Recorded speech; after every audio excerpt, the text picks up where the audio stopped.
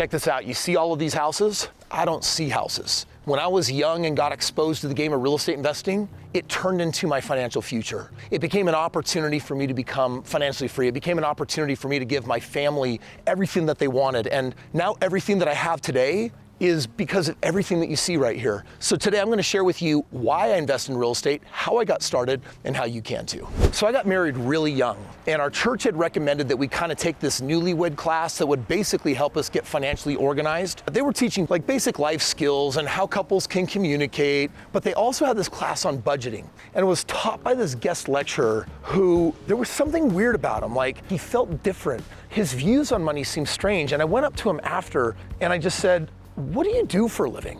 And he said, "Well, I'm a real estate investor, or at least I used to be." I'm like, "Wait, you're young. You're like in your 30s. What do you mean you used to be?" He's like, "Well, I spent 10 years. I invested in real estate, bought a bunch of homes, and had enough passive income that really I've just spent the last several years traveling around the world with my family and just kind of living life on our terms." In that moment, I didn't know what it really meant to invest in real estate, but I knew that I had caught the bug, and I knew what I wanted to do with my life. And I was gonna find out everything I could about investing in real estate, because ultimately that was the lifestyle that was calling to me. That moment was such an important intersection point in my life, because when I was a teenager, I decided I wanted to be a doctor. And up until that point, my college experience in pre-med was awful. I had already taken organic chemistry. I got a C. My advisor said, "That's not good enough to become a doctor. Like, you got a decade of science ahead of you." I retook the class with the tutor and I got a C minus. And that's when I said, okay, I'm not gonna be a doctor. And that kind of created this energy of, I have this pressure, right? Like, I don't know what I'm gonna do with my life. And I wanted the level of financial ability that I knew a doctor had, but since I couldn't be a doctor, I couldn't find any other degree in college that was gonna give that to me. So meeting this man and having him say that real estate investing provided him all the money that he needed, but also the lifestyle, it was like a godsend moment for me, because what I wanted more than anything was to take care of my family, but I also want to take care of my parents, because when I was a kid, I had this very strong feeling that that was also one of my callings in life. And then in that moment, I knew it, like real estate was going to be my solution. So I felt all this motivation to pursue real estate. The only problem is I had no idea what it actually meant. And so I actually tracked this person down. I looked him up. I went to his house. I knocked on his door at like 10 p.m. at night. And I don't know what I was imagining. I just thought that maybe he would be like, "Oh my gosh, here's this young kid who's got all this energy. Like, I'll work with him and help him do what I did." That is not what happened. Like, literally, he came to the door totally annoyed that I had hunted him down and went to his private residence and basically kind of turned me away. And that was it. I'm like, I'm screwed. Like, how am I gonna learn how to do this real estate thing? So the second thing I did is I went to the library and I found a book on real estate. And this book was like old. It was written in the 80s, and I flew through it and I started developing this concept of like, okay, if you buy a house under market and then later sell it for more, you get to make the difference. You know, you could buy a house for $100,000 that's maybe worth $150,000, and then later sell it for maybe $160,000, $170,000, and maybe make like $50,000 or $60,000. And that seems so exciting to me, because I'm like, on one deal, I make 50 grand when the average person leaving college gets a salary of $50,000 a year for an entire year. Like, that was mind-blowing to me. So the book only got more exciting to me, and that's when I put my beacon out there. I'm like, okay, I gotta manifest a mentor. I gotta find someone that's done this, because I went through college and there was no university class on how to become rich in real estate. There was no professors teaching how to create wealth in real estate. And within the next 6 months, I ended up finding 2 people that had made over $10 million in real estate.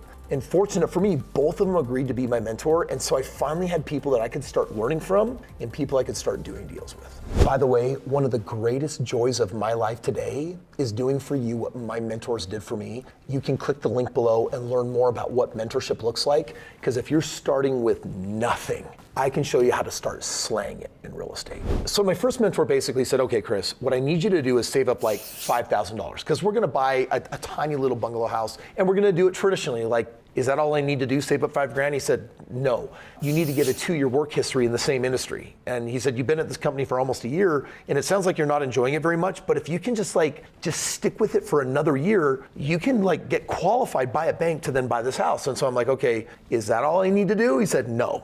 in addition to saving up $5,000 and in addition to having a 2-year work history in the same industry at the same company, the third and final thing that you need to do is you've got one credit card and you're gonna need 2 or 3 lines of credit for the bank to say you're credit worthy. So you should file for 2 credit cards really fast. I want you to get them, I want you to keep them paid off, but use them every month, and basically you'll get some credit history. And I'm like, okay, John, is that all I need to do? He's like, yes. I did it. 14 months later, I had $5,000, I had 2 years work history, and I had 3 credit cards, and I was establishing my credit. And it came time, I knew it. I was like, I made it. John, I have it. He says, okay, let's go find a deal. Well, before he as my mentor could help me find a deal, I was driving home from work one day, and I had this spark of inspiration that said, take a right, go home different. And as I looked to the left, I found a tiny little bungalow with a for sale by owner sign, and it also said for sale for $110,000. And so I'm like, whoa, 3% of $110,000 is like $3,300. I have $5,000 in my bank account. I wonder if this is the house. I immediately U-turned,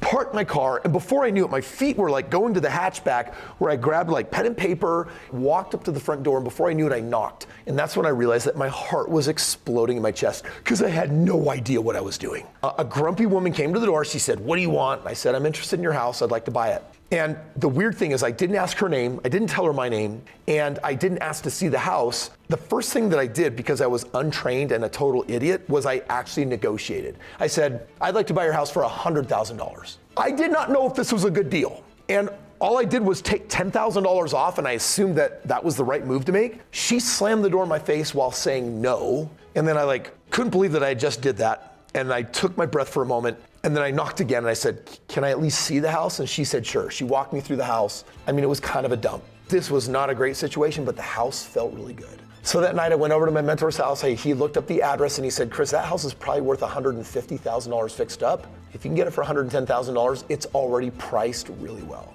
You're getting it $40,000 less than what it's worth. And he said, you can just put a little bit of money in, some elbow grease in. You can paint the house yourself. You can redo the carpet or just pull it out and refinish the floors. Basically a bunch of sweat equity move. And I ended up buying that house. And his advice worked. It took me 3 banks. The first 2 denied me, but the third one actually put my loan through. I ended up buying this house $40,000 below market. And that house ended up making me my first $65,000. While I lived in it, I rented out the basement, which covered my mortgage, so I basically lived for free. And that was my start to investing in real estate. We were paying $400 a month to rent a hole in the ground, this basement. And now we moved into a house that was basically free, and we went from 1-bedroom rental to a 3-bedroom house. And all of a sudden, my wife started saying, this isn't so bad. And technically, financially, we're better off. This is making more sense for us. At this point, I was just so happy to be living for free, but I actually had no idea how I was going to start building a portfolio. But a year went by, and I went back to the bank and I said, hey, my mentor told me something about a home equity line of credit. And they said, sure, let me check it out in my system. And they looked up the address and they said, our system says that your house is now worth $165,000. You've paid it down. It's almost worth only $100,000. You have some equity, so we can give you a line of credit. I said, well, how big? And they said, do $18,600. 2 weeks later, I walked back into the bank, signed my name a bunch of times, and I had now a line of credit tied to the equity in the home for $18,000.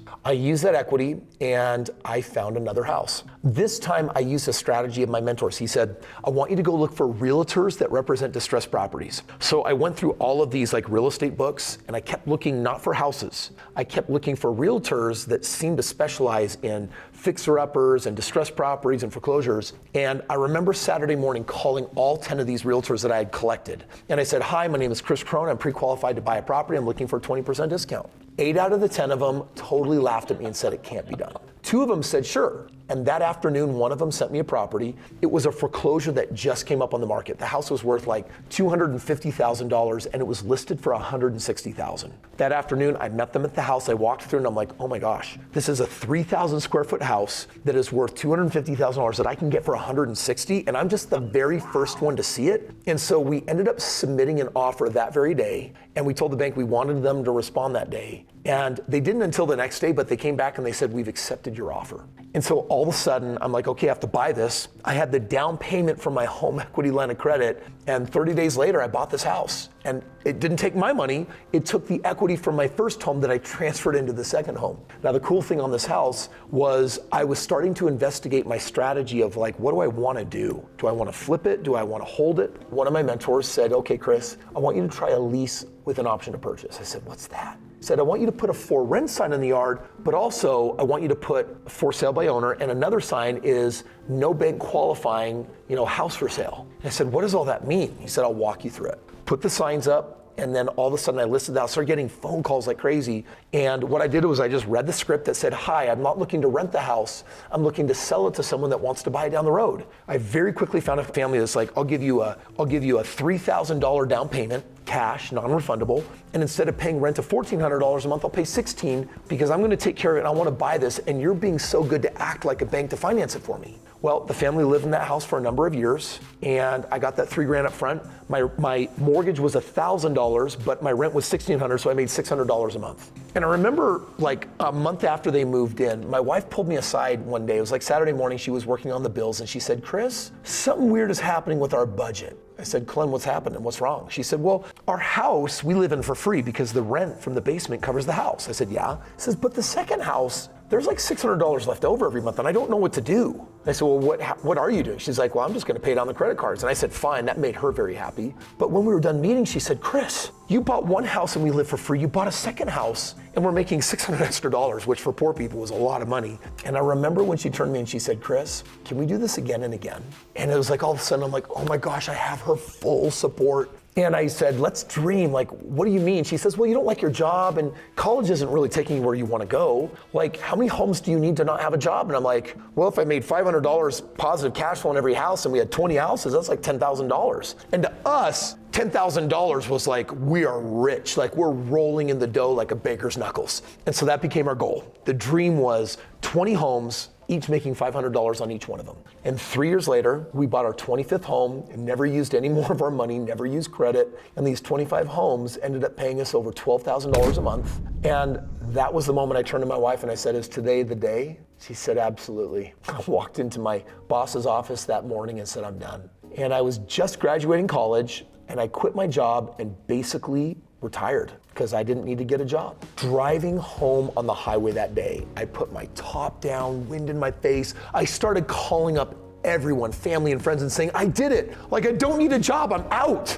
And people were celebrating, they were happy for me. And minutes later, I got home and I got the biggest hug from my wife. And I'm like, I don't even know what to do with my life. Like, I have all my time back. Like, what am I supposed to do? We have like one daughter, like what's gonna happen? And it felt like the opening to the greatest adventure. And then I retired for 6 months. I did nothing and I felt like a piece of poop. I felt like nothing was happening, nothing was growing. I felt stagnant. And I said, honey, I've got to do something. And she's like, yeah, I agree. Like, you're a little too young not to work. Like, what is your work? Like, what is your mission? The only thing I really knew how to do was just more of what I did. So that year I went from 25 homes and turned it into 50. And the next year I went from 50 to 100 and I started teaching people. And I just started teaching people how to create their own freedom. And it became at that time like the most fulfilling work of my life to help people pursue financial freedom.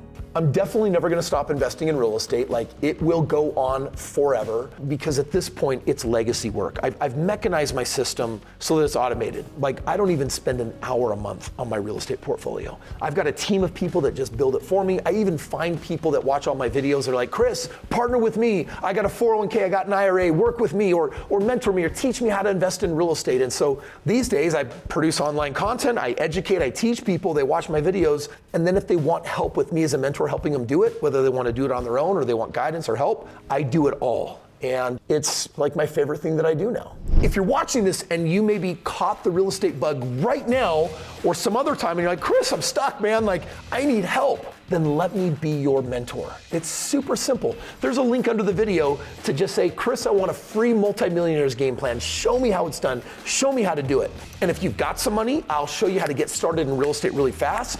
If you're starting with no money, I'll give you the advice that can get you started really, really fast, because it doesn't matter to me where you're at or what you got. There is a way for you to build that financial future that you've been dreaming about and that you're looking for. And no, it's not 40 years in a career.